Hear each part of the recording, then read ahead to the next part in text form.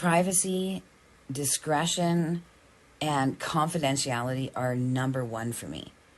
And I think that's why I've done so well in this city. I had a little story I had about a client years and years ago. And he said, you know why I always come back to see you, Suzanne, is because you never asked me what I have in my briefcase. And I thought that was the weirdest thing for somebody to say. Why would I care? Same thing with e-transfers. Why would I care what name it's from? I don't care. I don't care. I really don't care. I'm not a blackmailer. I'm not a scammer. I don't have ill intentions. Anyway, so I said, well, why would I ask you that? And he said, well, that's the thing. A lot of people probably would. Because I always bring my briefcase in, and you notice I always set it down on the chair real carefully.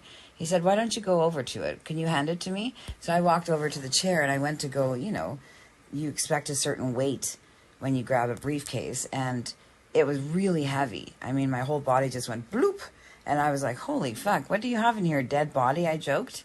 And he said, well, you'll see. And he opened up that briefcase, and inside of it were solid gold bars. And he had a bag of gold coins too, and he gave me a gold coin.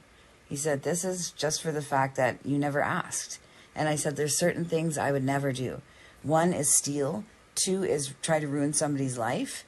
3 is like really truly ask personal questions that are like, why?